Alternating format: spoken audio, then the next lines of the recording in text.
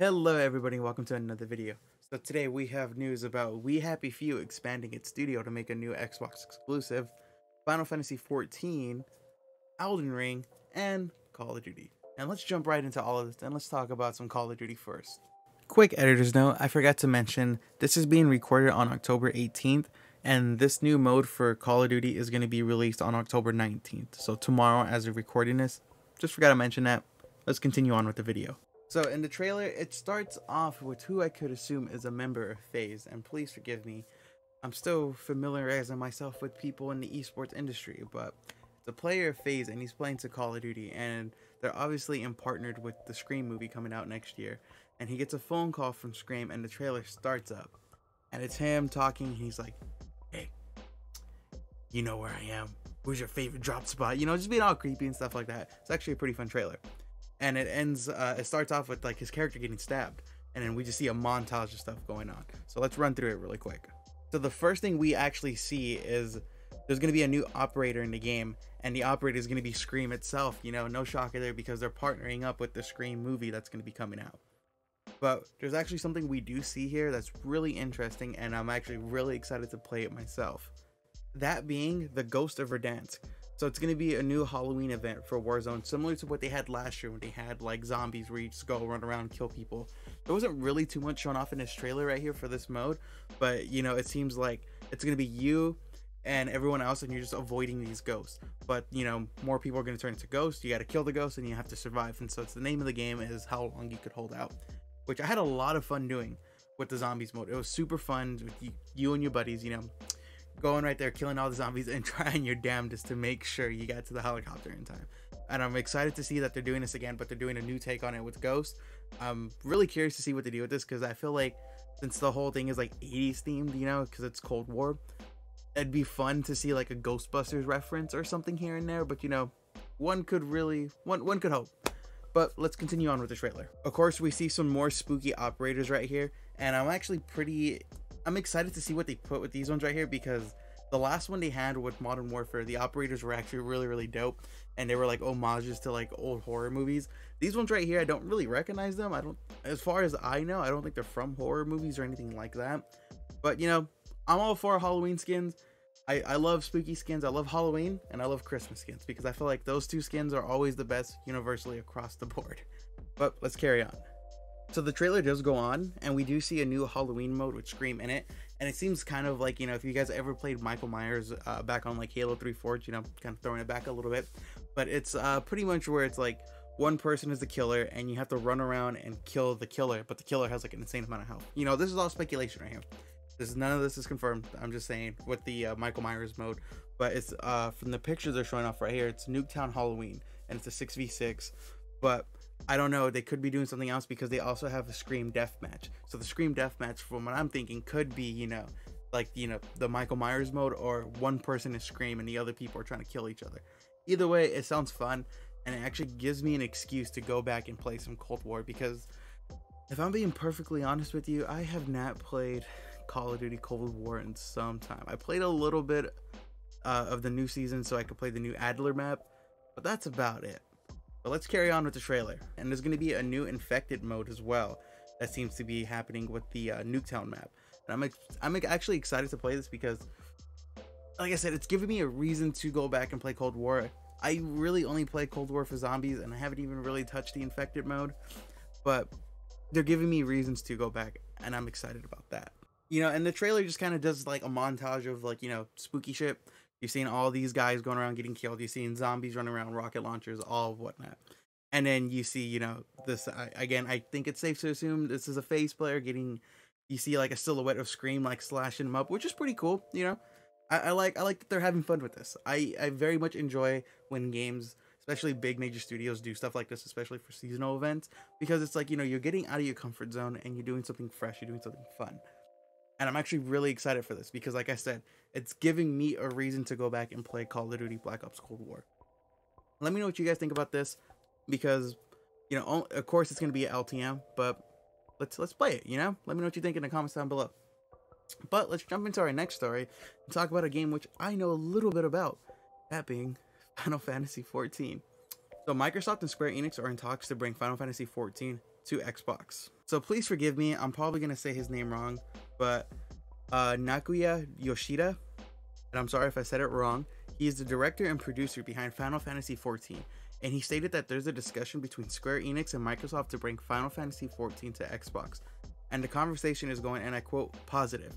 But as of right now, nothing is really set in stone. So this news comes from an interview with Easy Allies, and I'm sorry if I get his name wrong again, but Yoshida goes on to explain the future of Final Fantasy XIV on Xbox. Although not much was said, he did give a hint that it could happen by saying that the talks of bringing it to Xbox are positive. He goes on to say, and I quote, "So I feel bad for saying this every time, but we are still in discussion with Microsoft, and I feel like our conversations are going in a very positive tone. I don't want to say that we don't have an Xbox version, but I'm hoping the timing will be very soon and I'll have some kind of update to the players. I'm sure there's a lot of things that people would want to ask on the subject, and I'm sure there's a lot of things I would love to share, but I'm afraid I'm unable to divulge in those details." And despite the game not being on Xbox, Final Fantasy XIV has taken on a life of its own, with thousands of both PC and PlayStation players logging on all the time to play it. With the soft reboot Final Fantasy XIV, A Realm Reborn, and a number of DLC contents, the game has really taken a life of its own. It's gotten so popular that earlier this year they had to stop selling digital versions due to the game having overpopulated servers. I mean, honestly too, I am actually kind of excited about this because, as you all know, I'm an Xbox guy. I don't have a PlayStation yet. I want to get one, but you know, they're fucking expensive. But I'm actually excited to hear this because Final Fantasy XIV is a game I've been really eager to play. And I want to get my hands on it. I want to try it out. I want to see what all the hype's about. I've seen some cool stuff on TikTok with people having like weddings on there and like having like kickbacks and stuff. I'm like, this is so cool. I want to be a part of this. But you know, fingers crossed. Hopefully it's going to be happening soon. But let's jump into our next story and let's talk about We Happy Few. Compulsive Games, the studio behind We Happy Few, is actually doubling their size to make a single player narrative game that's going to be exclusive for Xbox. Now let's jump right into that. This news comes from an interview with Xbox Squad that was translated by VGC. The Compulsive Games PR and community developer Nalia Hajas, and I'm sorry if I pronounced their name wrong, but I'm just going to say Compulsive Games PR, just going forward, had this to say. "I think we gave ourselves a little time to learn. It's our first game with Microsoft and we're learning a lot. It's also important to note that Compulsive Games was acquired by Microsoft back in 2018 alongside with Ninja Theory, Playground Games, and Undead Labs." She went on to say that "we have doubled the workforce and we are adapting to it. The goal is to expand our Zany universe to continue to make our mark in video games, as our studio likes to make unique games. In little used settings, for now that's our goal, pursue our legacy, our heritage, while remaining true to ourselves." She went on to say that the Untitled game is in full development and unlike We Happy Few, won't appear in early access. And as of right now, there's no release date. And if I'm being perfectly honest with you, I need to go back and beat We Happy Few. I played it once when it was like an early access way back in the day. Way back in the day. I liked it a lot. But then they just kept fucking building on it. And like, that's not a bad thing at all, but it's just, I kind of got lost in the sauce with other games, you know?